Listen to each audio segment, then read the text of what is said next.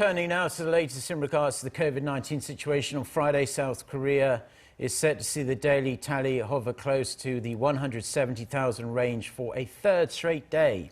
As the Omicron surges continues nationwide, authorities are set on imposing new vaccination and testing measures. For more on this, our reporter Shin Ye-eun is here in the studio with us. Good morning, Yeun. Good morning. So let's start with the local infections too. Well, Mokyeon, we're expecting to see the daily tally for Friday stay near the 170,000 range because as of 9 p.m. Thursday, South Korea reported 143,229 new infections, and this was a drop of some 18,000 from the record high figure recorded for the same period a day before. But compared to last week, the number was 1.4 times higher. This figure was also roughly triple what was reported 2 weeks ago. And adding to concerns, a lot of the newly infected are young kids and teenagers. That's right, Mark. The number of infections found among those aged under 18 has more than doubled compared to last week. As of Wednesday, this age group made up more than 26% of new infections. Young children under 10 make up 12% of total infections. 3 died in the last week, bringing the total number of deaths found in this age group to 5. Authorities said children and teens are in a vulnerable position when it comes to COVID-19 because they haven't been vaccinated.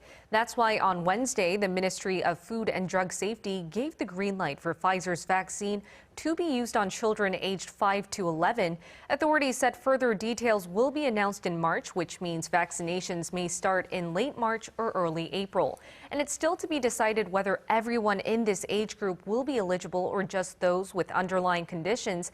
This comes as parents have voiced concerns over vaccine side effects, and South Korea's vaccination rate for the youngest eligible age, which is 12, hasn't even reached 10%.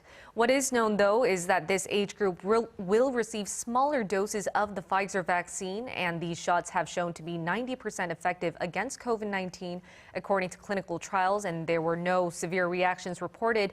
And authorities are also thinking of making a specialized emergency room just for young children.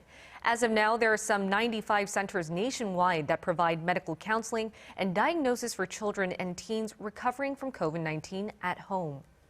Now, Yeun, authorities are also thinking of expanding the type of COVID-19 vaccine tests.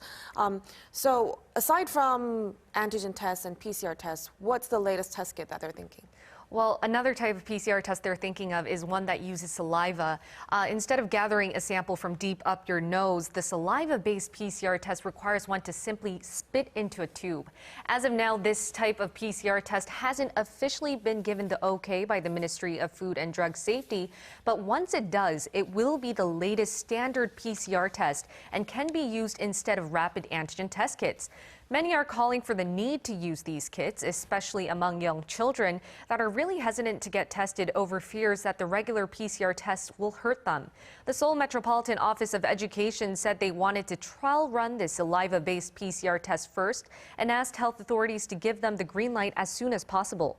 Also, to make better use of resources, South Korea's Health Minister Kwon Dok-chul on Thursday said that the government is considering classifying people as having COVID-19 if they test positive using a rapid antigen test from a health clinic or hospital rather than making them get a PCR test, because rapid antigen tests carried out by doctors are 90% accurate. Okay, I think that's a good idea. I had another antigen test last night, and I have to say the PCR test is bad. There's no denying that. But even the antigen test is fairly uncomfortable, especially, you'd imagine, for young kids. But in regards to the WHO, the World Health Organization, it said on Thursday that it's going to be establishing this biomanufacturing hub in South Korea where they're going to develop, produce, research, medical equipment, treatment, even vaccines. But any updates on what exactly is being developed here in regards to COVID-19?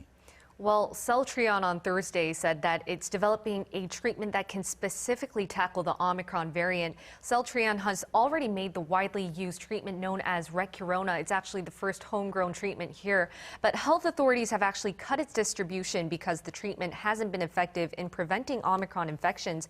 That's why Celtrion is set on developing Recurona to treat Omicron and changing the method of administration from injection to an inhalable cocktail.